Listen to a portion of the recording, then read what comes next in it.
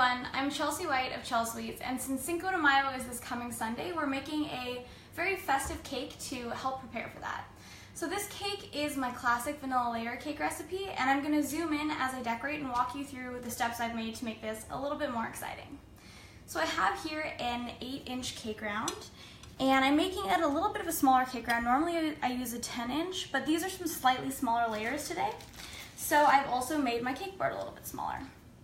So just like always, taking a little bit of buttercream here and spreading it out in a almost flower-shaped pattern to secure our first cake layer to our cake board.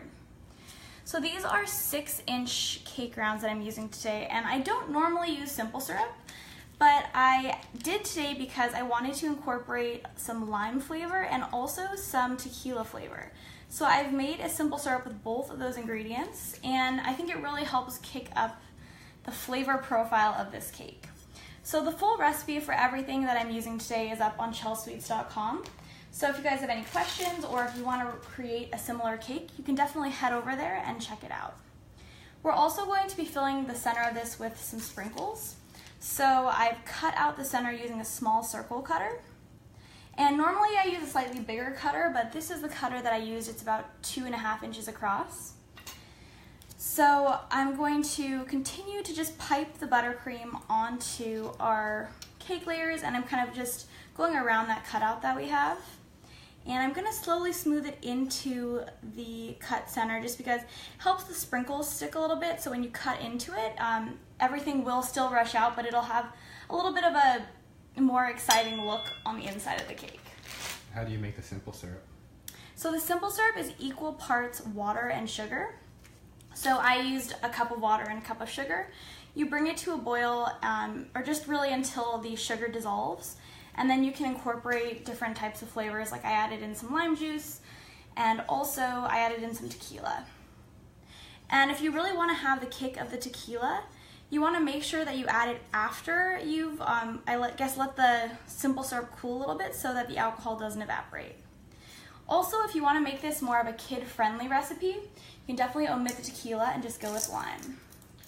Do you actually like tequila? That's a great question. I'm not actually the biggest fan of tequila.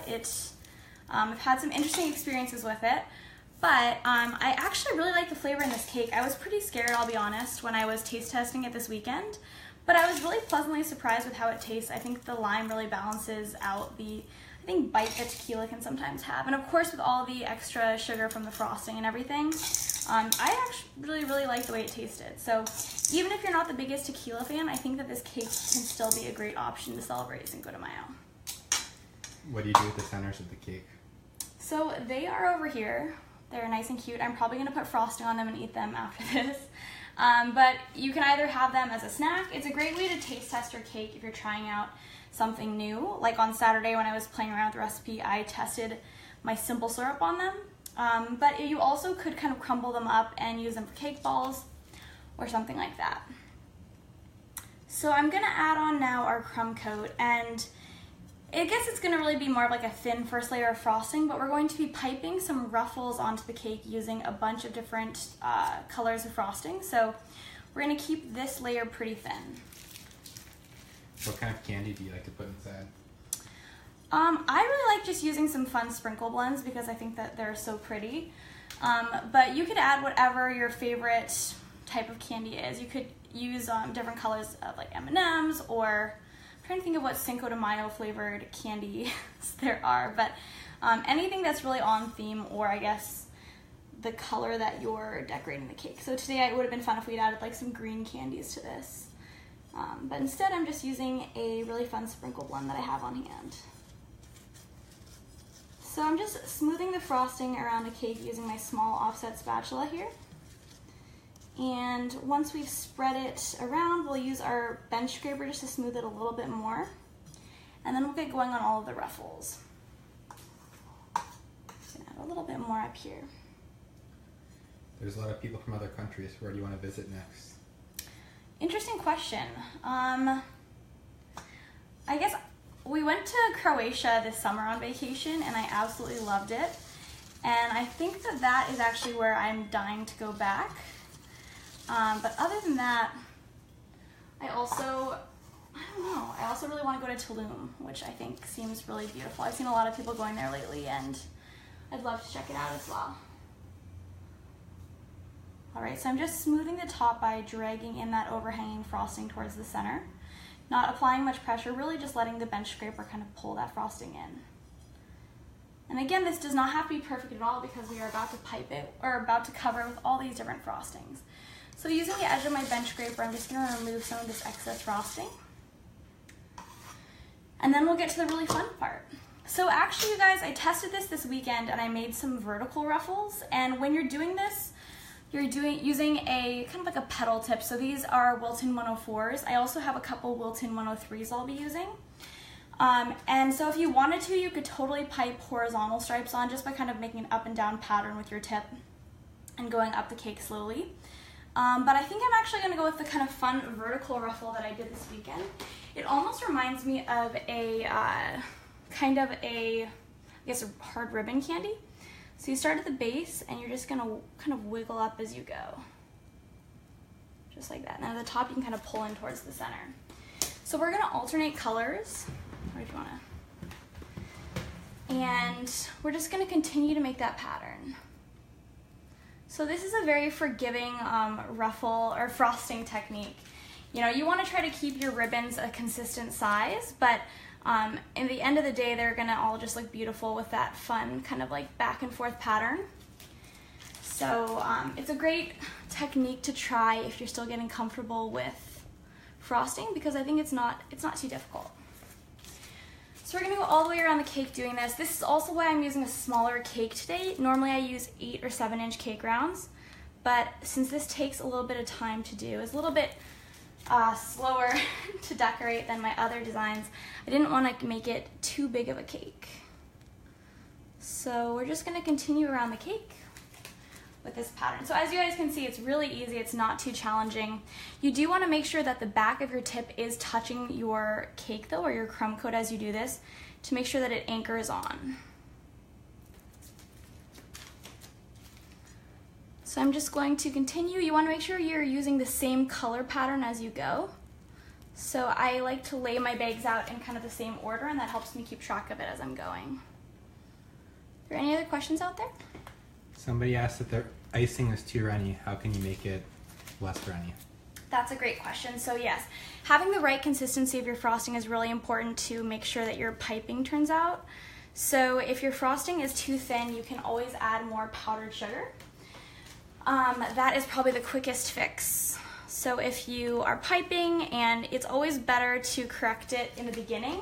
If you know it's wrong, always like to take the time to adjust, because if you try to make it work and your frosting is too thin, it's just going to make the whole process a lot more painful. So we're making some good progress now. I think you guys can see that it kind of is reminiscent of a hard candy. But I thought this was just kind of a fun spin on the regular ruffles that people pipe onto cakes, so I wanted to mix things up a little bit with this today. But again, you guys, if you want to go for more of a classic look with the horizontal ruffles, you can totally do that as well. It's the same frosting tip and pretty much the same technique, just horizontal instead of vertical. And as you guys can see, I'm kind of pulling the frosting just a little bit to the right at the top of the cake. And I'm actually not going to smooth it any further than that. I kind of like that kind of like pulled or brushed look. And we're going to add some flowers that we'll be piping onto this once we finish the sides. How do you get the color so vibrant? That's another great question. So to get these really vibrant colors in my frosting, I like to use gel food coloring. And I highly recommend using it. It's much more concentrated than liquid food coloring. And it really helps you get the shades that you're after. You don't have to use a lot of it, and that way you also don't throw off the consistency of your frosting. Sometimes if you're using liquid food coloring and you have to add a lot of it, it can make your frosting too runny, and nobody wants that. So I highly recommend using gel food coloring if you're after a really vibrant shade. Is your hand getting tired? Yes. Yes, I'm definitely getting a pretty good workout over here today. And also, you guys, a good tip if you are piping and you're holding frosting bags a lot with your hands. Some people's hands get really warm and they transfer heat to the frosting and it can cause it to become too runny. So if you run into that problem, you can either wrap a towel around your piping bag between your hand to help protect it, or you can use a paper towel or a kitchen towel. Either will work. What tip number are you using? I'm using both Wilton 103s and Wilton 104s.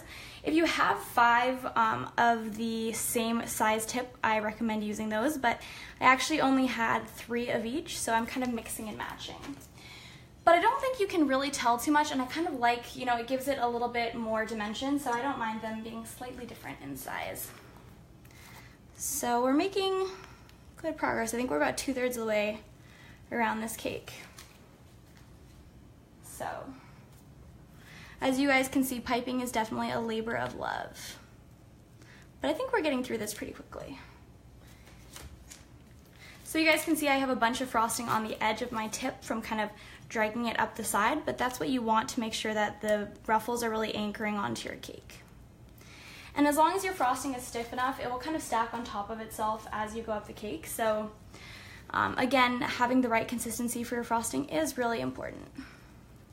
If your frosting does get too warm from your hand, you can also pop your piping bag into the fridge for a few minutes to let it firm up a little bit and get back to the right temperature. People want to know if there's a recipe for this cake. Yes, so you guys can find the recipe for the entire cake, which includes the cake layers, the tequila lime simple syrup, and this is actually a tequila lime frosting as well. It's all up on Chelsweets.com, so you can head over there and check it out if you want to recreate this. We're almost there, guys, yay. All right, so we'll continue with our green here. So as you guys can see, since I'm going pretty fast, we're getting some kind of more fun ruffles than others, but when you really are looking at the whole cake together, that's not what is going to catch your eye, which is why this is such a fun cake, and really anyone can pipe this. It's really not too difficult. I do think that using a Wilton 104 tip, which is what I use there, is a little bit easier, so if you have a bigger tip, I'd use it. But also, if you are using a bigger tip, you're going to be making bigger ruffles, which will mean you're using more frosting. So it's kind of a trade-off. So this does add quite a bit of frosting to the side of the cake. So hopefully if you guys are using this technique, you really enjoy frosting because your slices will have quite a thick border. For me, that's never a problem. I love frosting, so this cake decorating technique works great for me. All right, you guys, so we're almost on to our last one, which is going to be our pink. And I think that actually pretty much perfectly works out in terms of our color pattern. So the last one's a little bit difficult because you're going between your 2 colors, but you just want to do your best job to squeeze it in there. Okay, whew. That was quite a workout. So we have all of our ribbons on now, and I want to pipe a frosting to, pipe a flower to put on top of our cake. So in order to do this, just using a flour nail and a little bit of frosting here, I'm gonna take a parchment square that I cut out, and you can actually make a multicolored tip or a multicolored flower. Because all of these are petal tips, you can use all 3 colors at once. So we'll do a little bit of yellow here, do pink next.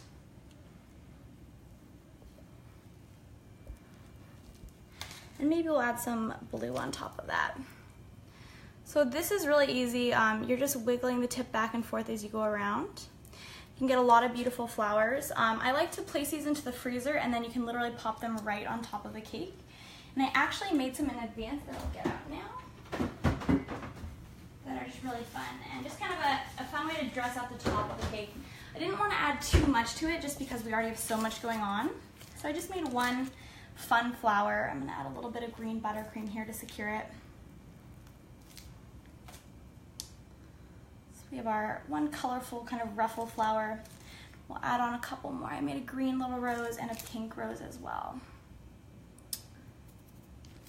And then we can do a little bit of green to look like little leaves in there too. All right, you guys, and that is our tequila lime Cinco de Mayo inspired cake. So now that we've got all of our ruffles on there, we'll do one more spin, and then we'll cut into it so that you guys can see that fun sprinkle center that we added. Man, my hands really gotta work out today. Alright, so using a pretty festive knife, we're just gonna cut into this. This is gonna be a really big slice. So I'm cutting a big slice so you guys can see all the sprinkles and have kind of a fun look into the cake as you do that. So there you have it, you guys. Put this on the side.